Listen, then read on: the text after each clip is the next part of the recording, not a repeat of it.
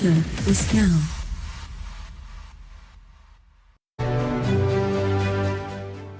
Hello and welcome to On Record, where every word matters on High Impact 102.1 FM. I am Olumide Shokoya. And on the program, we discuss actions and actions of government, ministries, departments, and agencies, as well as business and health affairs that shape our worldview. Now, the program also encapsulates personalities and institutions that make decisions that affect the lives of the people, one way or the other. And then we avail you, our listener, the opportunity of calling into the program and ask questions from our guests on the topic of discussion for the day. Once again, welcome to On Record, where every word matters.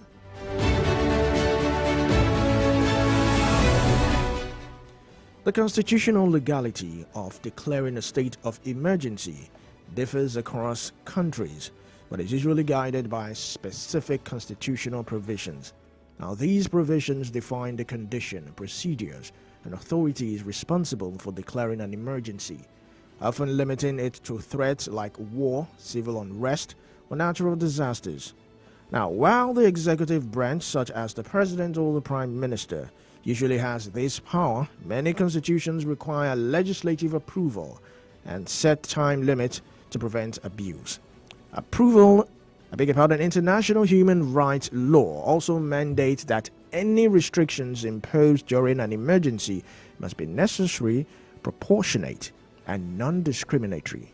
Now, in Nigeria, Section 305 of the Constitution gives the president the power to declare a state of emergency under specific circumstances, such as a breakdown of law and order or serious national security threat. However, the Constitution does not explicitly allow the president to suspend elected officials, including governors or legislatures, during such periods. This legal ambiguity has led to debate to the extent of presidential powers in times of crisis, raising concern about possible overreach or abuse of power. Now, a strong constitutional framework is necessary to ensure that emergency powers are used for crisis management and not for political advantage. Transparency, public accountability, and strict adherence to the rule of law help safeguard democracy even during emergencies. Now, while emergency powers can be crucial for national security and public welfare, unchecked authority can threaten democratic principles, human rights, and the balance of power. Now, while we go on a short break, we will open the phone line. That's 0704 425 2109. 0704 425 2109. In the meantime, you can also send WhatsApp messages to 0907 224 5018. 0907 224 5018. We're live on YouTube and on Facebook at High Impact 102.1 FM and at High Impact Studios. You can also watch us live on High Impact TV on Nikonsat 42 degree East. So we take a breather here now and return to begin the conversation. Stay tuned. Take a great picture.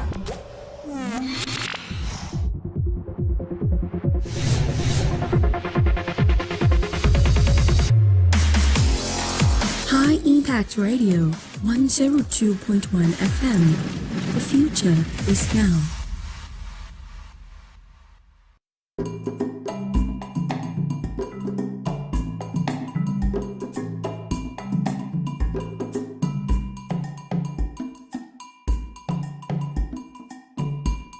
Tease your taste buds from a world of delectable choices. High Impact Planet. Fun just got real.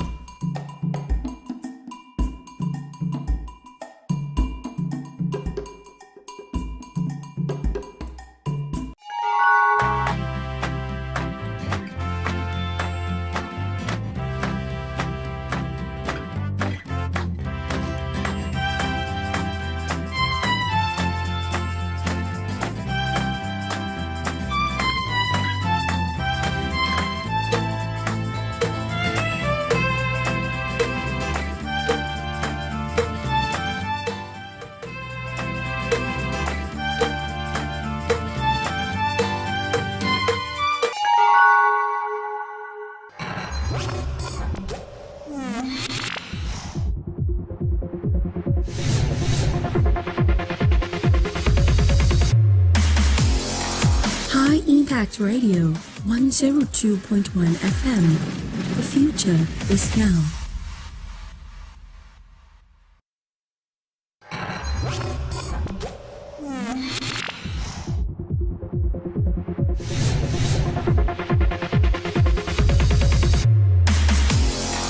High Impact Radio 102.1 FM. The future is now.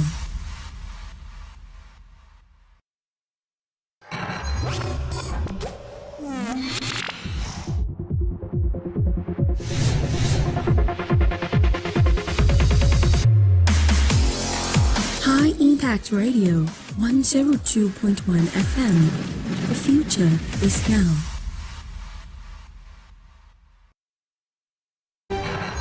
Welcome back to On Record, where every word matters on High Impact 102.1 FM. I am Olumide Shukran. Now, to join the conversation, you can also call 0704 425 2109. 0704 425 2109. Or you can send a WhatsApp message to 0907 224 5018. 0907 224 5018. We're live on YouTube and on Facebook at High Impact 102.1 FM. And at High Impact Studios. You can also watch us live on High Impact TV on Iconsat 42 degree East. The topic for the day is constitutional legality of declaring a state of emergency. And joining us via phone call is Barrister Tunji Abdulhamid, a legal practitioner. Good morning and welcome to the program. Olumide, thank you for having me. It's my privilege to be with you.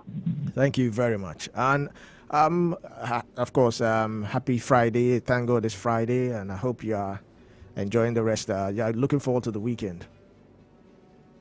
Yeah, happy Friday and happy Ramadan to Muslim brother. Yeah, definitely.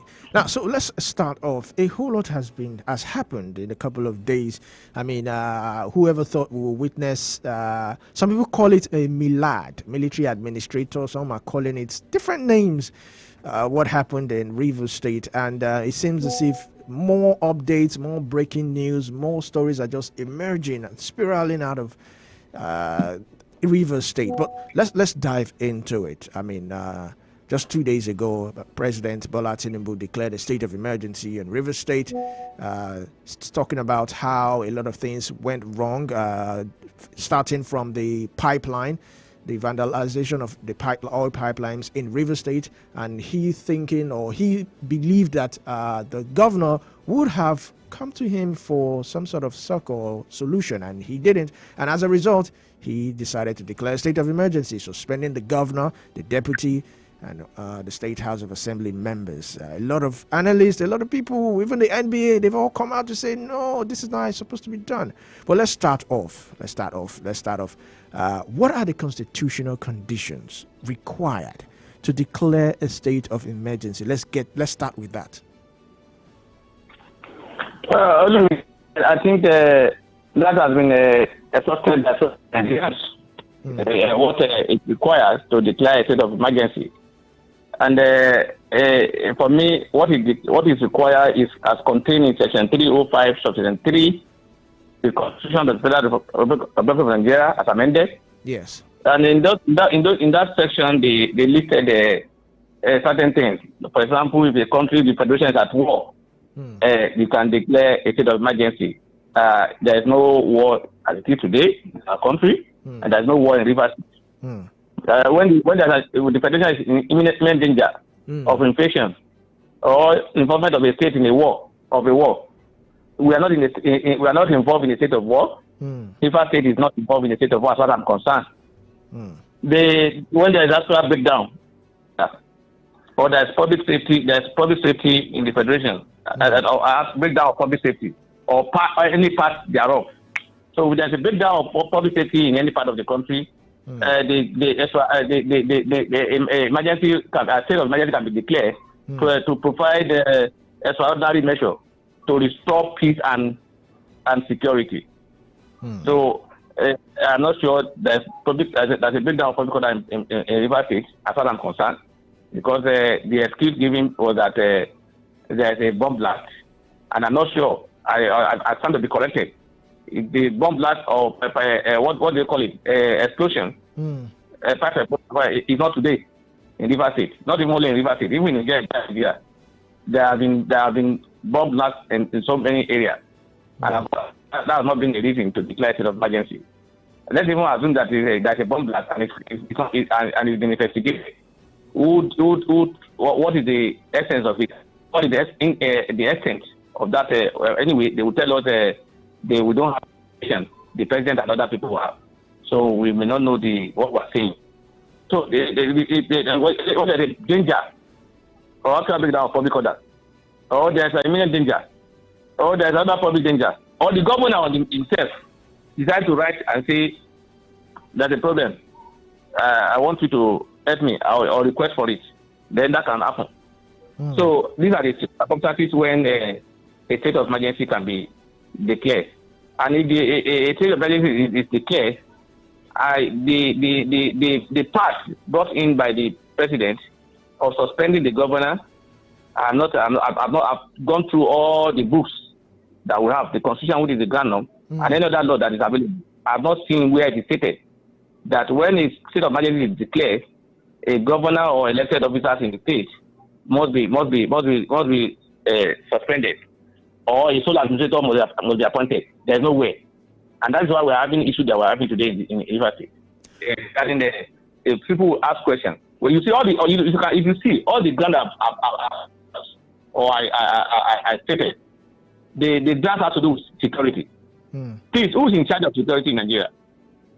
Is it not the president? The president is the commander-in-chief of armed forces. So let him assume that there is insecurity in River State, which is not allowing people to play. Who is to provide that security? Who is to be blamed for this? Bearing in mind that the president is the commander-in-chief of armed forces, and he controls all the apparatus regarding security. We are in our constitution indicated that the governor is the chief security of the state. But we all know that in practice, some people, because a governor has no power to direct the commissioner of police, even if it's as well. The governor has no power to direct the military or the chief of staff, chief of army staff, or the IG as to how to provide security in the state for him. They must seek their approval from the president. So if you are alleging that there's insecurity in that state, and because that insecurity, the governor has not done that's another allegation that the governor did not do it or don't do anything. And I'm asking, is the governor the commander-in-chief of arms? When I say it becomes the responsibility of the governor to be the one to provide security, I'm not saying the governor has no responsibility also to ensure security in the state. They are saying the major man who is in charge of security is the president. So the president is punishing the state governor for his own failure, which is an aggression as far as I'm concerned. I see, and what has happened in River State as regards the appointment of a sole administrator, I think I'll be correct in my own to see it as a civilian coup, a coup, because if you look at section 1, section 1(2) of the Constitution of the Federal Republic of Nigeria, it said the Federal Republic of Nigeria shall not be governed, nor shall any person or group of persons take control of the government of Nigeria or any part thereof, except in accordance with the provisions of this Constitution, where it is stated in our Constitution that we can appoint a sole administrator in the state. This is similar to what the federal government is fighting at the local level, where the governor should not be suspending the local government chairman, or there's not taking their money. This is exactly what they are fighting, and this is what they are doing. It's like a governor coming up tomorrow and say there's a crisis in the local government, and he say in that regard I suspend the local government chairman. That's exactly what they are saying. So for me, it's not in line with our democratic parties, because people may give reason and say we should govern any serious government will not open its eyes and see them destroy. But that's an indictment.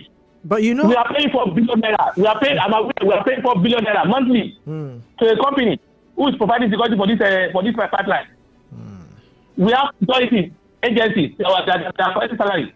That Umugas are not about money. Have been budgeted every year them to secure this pipeline. What happened to them? So if you are saying must the governor be relieved of his job for there to be a security in a state? So if you have insecurity in Nigeria today now, are we going to say the president should step aside and suspend himself so that we can have a peace? Is that what they are saying? We have situation in this country, in so many other countries. In fact, in the last 2 years, where people have been killed daily, several of them have been killed. Nothing was said. But you know, way back in 2004, Obasanjo did the same thing that we're talking about. You know, when he suspended the Plateau State governor, the governor and the State House of Assembly.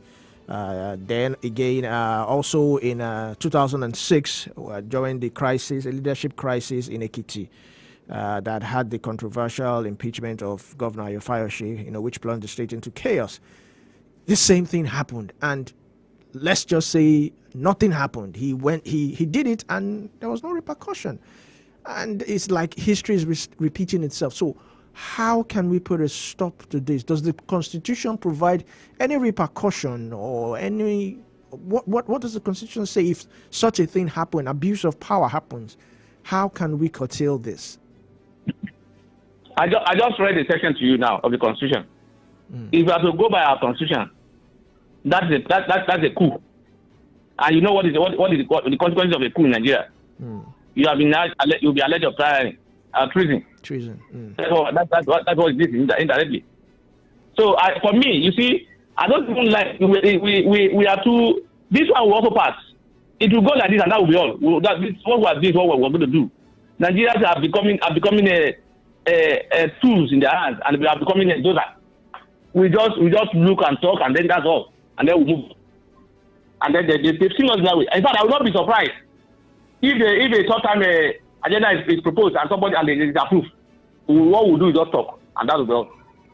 Because I don't even those who are supposed to protect us are not protecting us.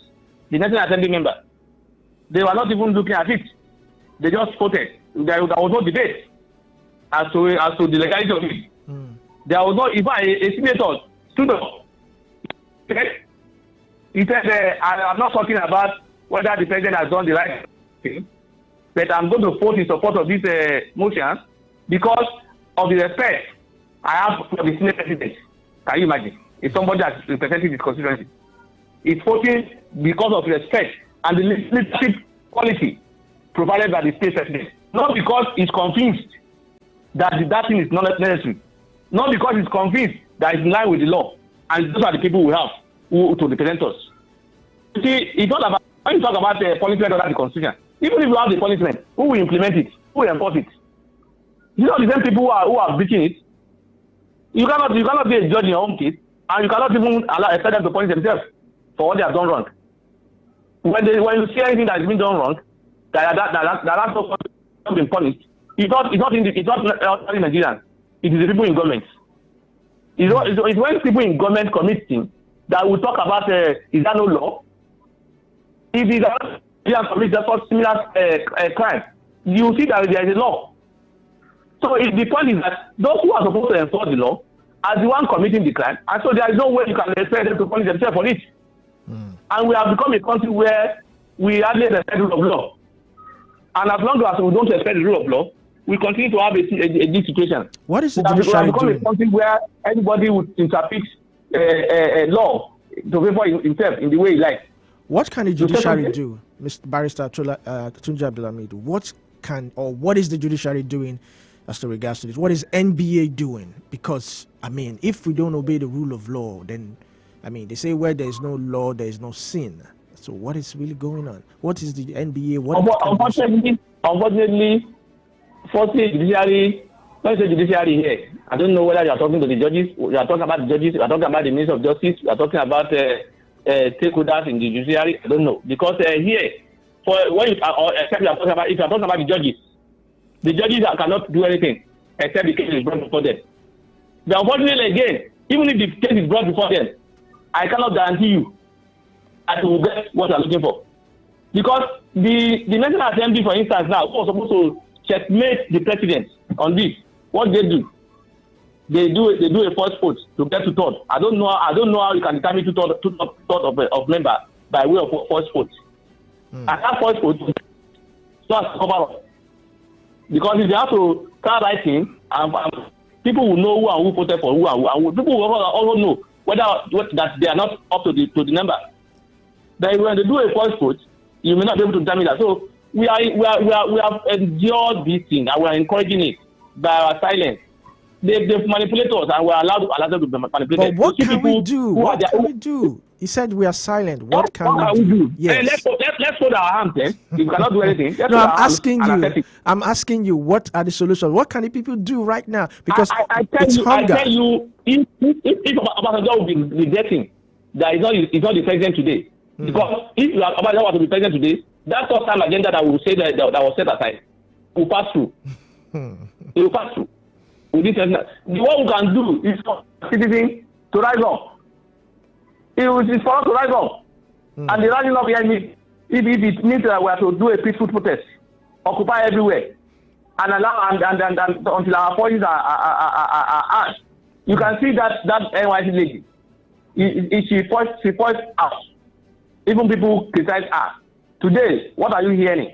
NYC will pay coppers 77,000 naira. Before now, what were they looking for before now? Were they not aware that coppers are not collecting that money and they are supposed to collect it? So if this lady has not said what he said, the government will not do anything. They'll just be looking at you. So if we try to start talking and not take proactive steps that will force the government to say, look, enough is enough. Just like what those in government today did while they were outside. Occupy this, occupy that. The peaceful protest. And then the director administration was able to modify the decision. Just go back. You talk about 2001 when you understand? Yes. Can you also recall the position of the current president at that time? The position of the current president at that time was that it's an anti-democracy. That it's tantamount to anarchy. Those are the things the president said at that time. He said it's not known to democracy. That it's strange. That aliens, that some people taking over the country by. So those are the things the president said at that time. He condemned it. He said he said emergency emergency is not recognized, it should not be used under our law. That should not be recognized. Johnson did not even in his own suspend governors. Yes, the current president criticized it. He criticized the state of emergency. Today, in fact, all the things the current president criticized while he was outside are the things he is doing today. He criticized subsidy removal. That should not be. He has removed subsidy. All right, Barrister Tunji. He criticized naira floating or whatever. He has done that. Today, he said emergency rule is not known to our law and should not be applied in a democracy. Today, he has applied it. In fact, he even moved forward by suspending the governor and all elected officers, public office holders in the state. If I might ask, how can you take away the mandate given to a governor, given to House of Assembly member by their people, and impose an individual on them who will now be spending their money the way he likes? He will not know. And what is he coming to do? To fight security. How does the governor not be on seat affect providing security in the state? How does that affect him? How does it affect it? I'm aware of the statement by the Attorney General of the Federation trying to say that the Governor Fubara is an enabler of the crisis. I don't know whether the Attorney General has this evidence in his hand. I don't know whether the Attorney General has done investigation to know to tell me who set a pipeline at least. If the Attorney General is telling us, with due respect, that the governor of Rivers State is involved and is the one, what are they doing? Why has he not been arrested for it? It's not, at least it's no longer, for now, it's not a governor. It's been suspended. So if it's been suspended, its immunity is also suspended. All right, so if I may may ask, I will not even be surprised if the governor will not be returned to the 2020 election. Yes, that's where I'm coming to now. So in his speech, President Tinubu said for an initial period of 6 months, the state of emergency would take effect for an initial period of 6 months. So what happens after 6 months if he's not satisfied? Will he extend it for another 6 months, 1 year? How long? Has the power to extend it for another 6 months. For how long? What's the duration for which he can extend this emergency state of emergency? It can be done for another 6 months if what's it called? It's not done, and the law did not state specifically when it will stop. So probably after the other 6 months, they also renew it for another 6 months. So because the law did not say 2 6 months or 1 6 months, it just says for 6 months, and after a period of 6 months, at the last, the National Assembly can also by a solution extend it from time to time for a further period of 6 months. So which means it can continue. It can continue in that manner. You see, we're not. Anyway, I've always been maintaining this, that we are not in a democracy, that we are in a civilian rule, and it's apparent now that we are not in a democracy. Because if we are in a democracy, like I just told you, Section 172 of the Constitution says no state shall be governed except in accordance with the Constitution of the Federal Republic of Nigeria. Is the sole administrator part of the which a person can govern a state in our Constitution? It's not no. That's why you do not see the Constitution, Section 305, did not anticipate a situation whereby a governor will be suspended because a state of emergency is declared. So there was no provision for appointment of sole administrator. That was why for appointment of anybody. That was why there's no provision for, because what they expect, what they think they will do when the state of emergency is declared is that they will fortify the security, and therefore the issue of fundamental rights when it comes to enforcement of security will not apply. That in other words, ordinarily, you see, because many people have seen that as normal in Nigeria now, ordinarily military don't have the right to come into the city to enforce law, except there's an approval from the National Assembly. So that because we have been doing it in Nigeria, whenever we have any issue, military are brought in. So that's why we see it as normal. So those are the abnormal situations that they expect that will happen during emergency. Those are abnormal situations whereby military will not be allowed to come into the town and do anything. It will now become normal in an emergency situation. Come and enforce peace, because the duty of the police to ensure peace in our society, not military. So if you are bringing military in, if you are bringing effort in, you are applying extraordinary measure. Those are the emergency rules that I know, or that in my own interpretation, that the Constitution is trying to establish. Not a situation whereby you will not suspend the elected officers and say so that to take over the state and start ruling the state. It's not. I tell you, in the next 6 months, governance will stop in the River State. Governance will stop. Because the Solar Business has no program for the state. It doesn't know what they are looking. It doesn't know what to do. Its own mandate, as far as it's concerned, is to provide security. So why do we have to stop governance? Just because there's a crisis between individual, not even the state actor. Yeah, because Governor Wike is not a former Mr. Wike is not part of the state structure in terms of governance. He may be a stakeholder, maybe a stakeholder, and as today, he's not holding any position in the state. And if the president wants to actually sincerely resolve this matter, it's a very simple issue to be resolved. If truly you are even saying that because Governor Wike and the government are fighting and they are not able to settle and it can lead to crisis, is Governor Wike not an appointee of the president? Can the president call Governor Wike and say, allow this man to allow peace to reign in your state?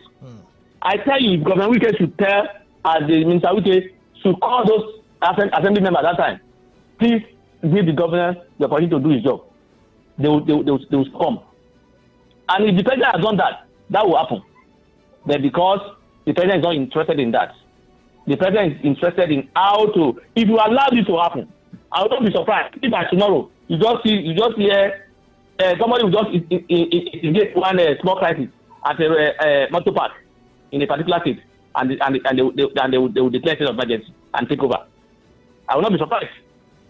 They just instigate one crisis between people who are two factions of, and then they will burn 1 or 2 houses or 2 or 3, and then the state of emergency will be declared.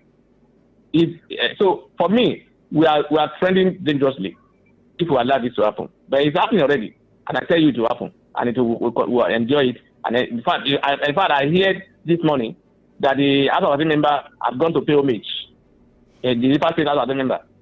They've gone to pay homage to the administrator. They have succumbed because they were you see, you remember the Solomon story where two women were fighting for a baby. Yes. And they say let's kill the baby. I mean, let's cut them to two. The one who was not the genuine owner of it. Yes, I agree. The genuine owner said no. So you can see what is happening now. Yeah. Just use that analogy and see what happened. What is happening now? Those who are truly interested in the process of the state are not happy about this declaration. But those who are only interested in their own personal gain, who are interested in capturing the state, are very happy about it. So that's what it is. Thank you very much, Barrister Abdulhamid. We'll quickly go on a short break, and when we come back, we'll continue with the program. High Impact Radio 102.1 FM. The future is now.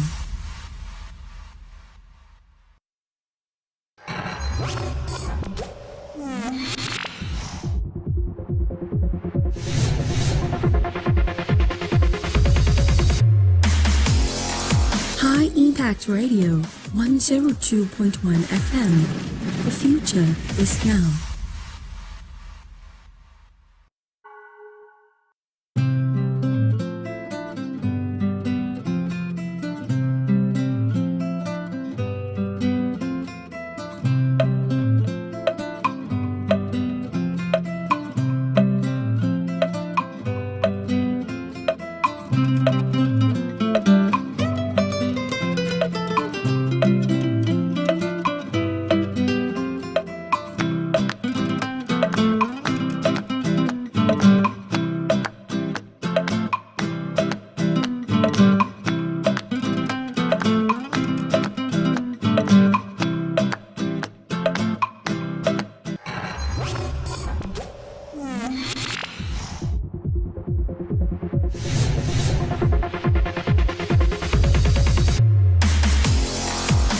Impact Radio 102.1 FM.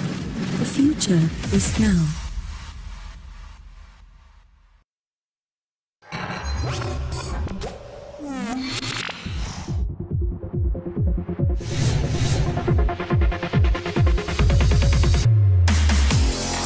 High Impact Radio 102.1 FM. The future is now.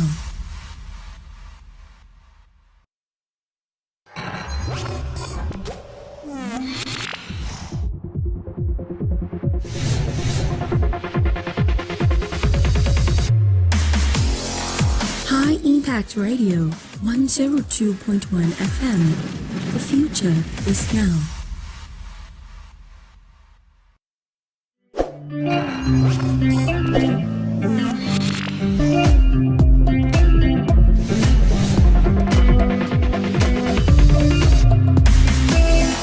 High Impact Radio 102.1 FM. The future is now.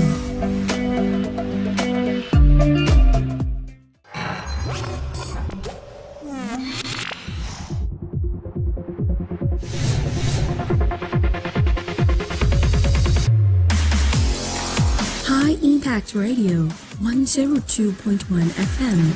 The future is now.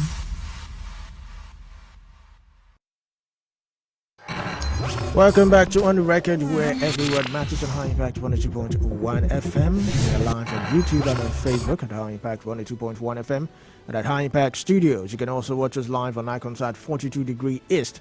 You can join the conversation by calling our number 0704 425 2109 0907, I beg your pardon, 0907 425 2109, and also you can send WhatsApp messages to 0907 224 5018 0907 224 5018. We're still discussing constitutional legality of declaring a state of emergency with Barrister Tunji Abdulhamid.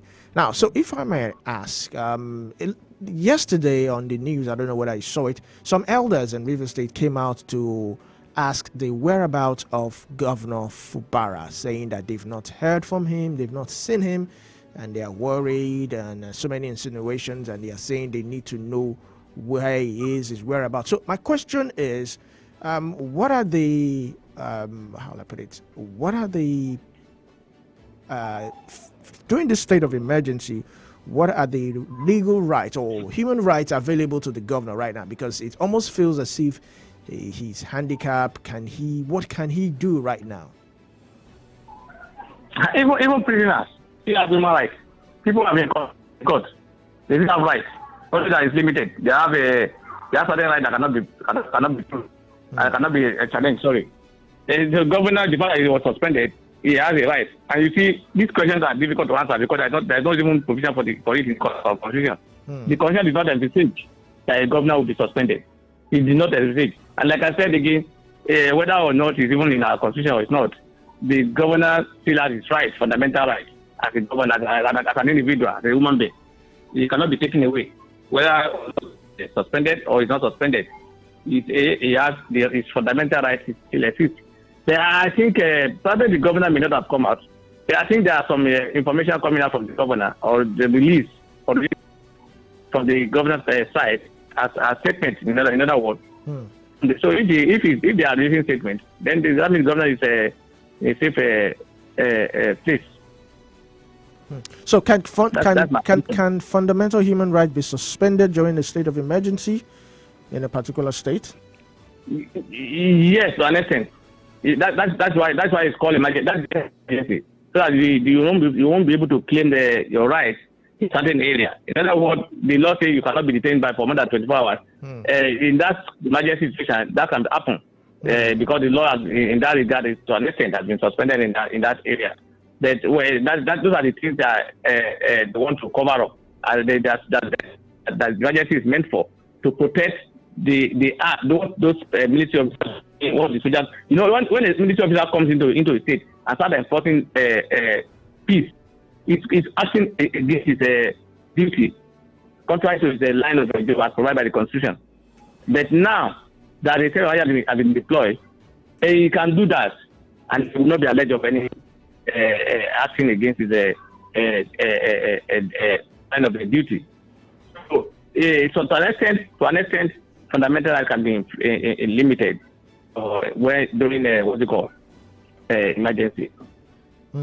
So now, I want to ask. I know the House of Representatives have given a nod to this state of emergency. There was a vote yesterday, and it came out tops, and I think the Senate too has. But in a state whereby it's declared unconstitutional, what are the legal remedies if a state of emergency is declared unconstitutional? If it is declared unconstitutional, that means it means that what they have done is not in line with the law.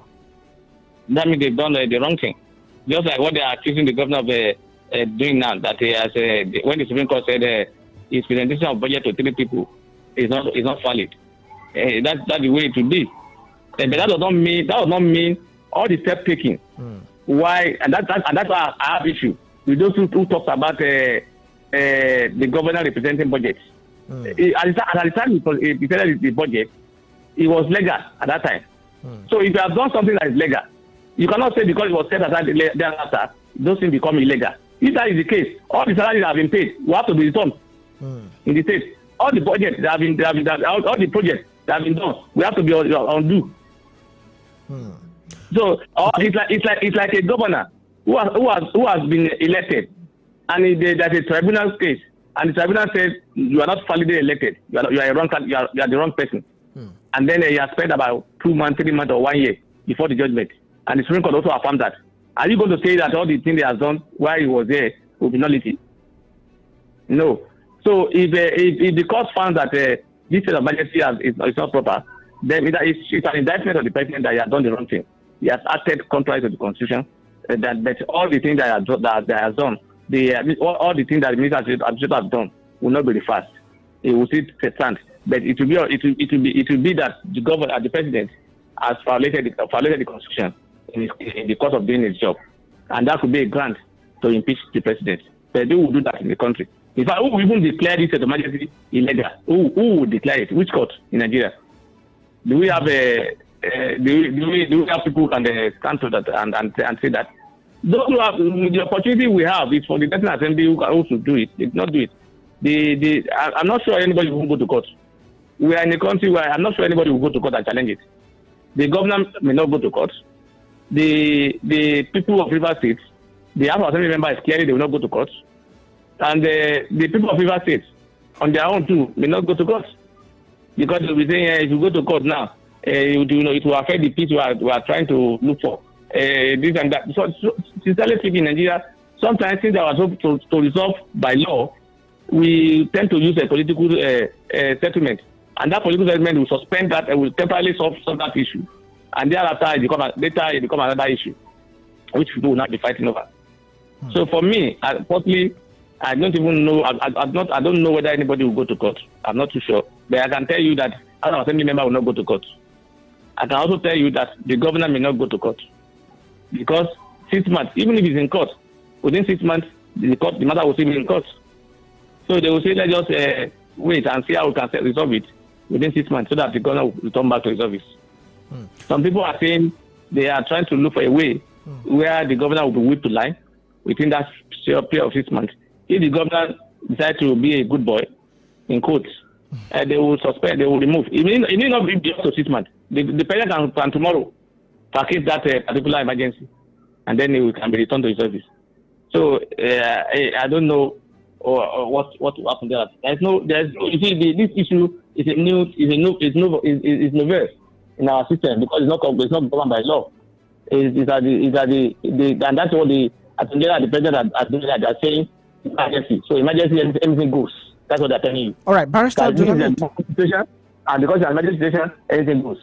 Barrister Abdulhamid, in his speech, President Tinubu said that the sole administrator cannot make new laws, but he can make regulations which will be passed to the Federal Executive Council for approval. Does the Constitution actually provide this? Is it recognized by the Constitution that the Federal Executive Council can make regulations or laws or whatever for a particular state during state of emergency? Like I said, we are in a situation where there's a non-normal idea now. We are in a non-normal situation. In a normal situation, the House Assembly where it is impossible for the House Assembly to sit. The National Assembly takes over their power by virtue of Section 11 or Section 4. And in that Section 2, clearly stated there that the fact that the State Assembly and National Assembly is taking over the rule of the House Assembly, they will not have the power to remove the governor. It's stated there. So you see, they are being careful and they are wise. You know, we have intelligent, very intelligent general. They do not use the word law. They say regulation. You know, ministry can make regulation. Yes. Anybody can. So they do not say law. They say regulations. So they will say they have no power to do. They will say no, we are not making law.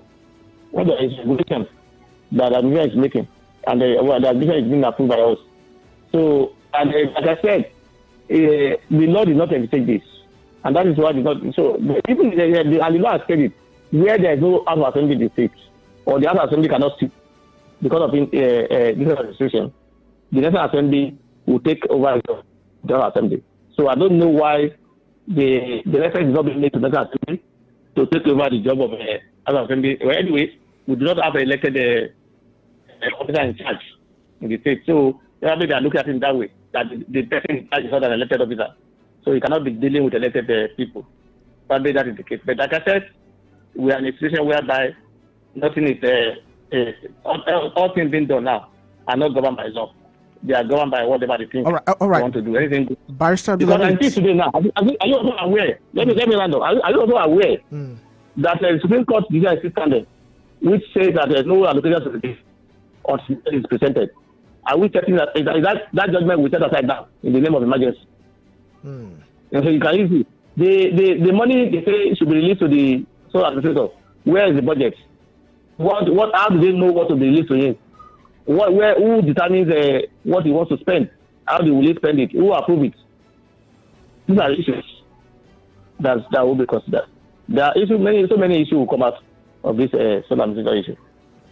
All right, thank you very much, Barrister Abdulhamid. This is a safe place to learn. You have been very brilliant. We do appreciate your input this morning. Thank you. Thank you for having me. Thank you. You're welcome. So we have been discussing constitutional legality of declaring a state of emergency with Barrister Tunji Abdulhamid.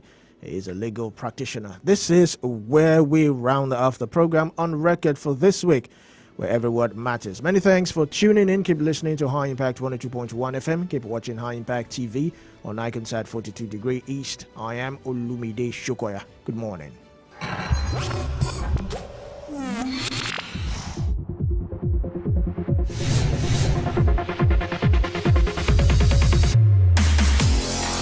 High Impact Radio 102.1 FM. The future is now.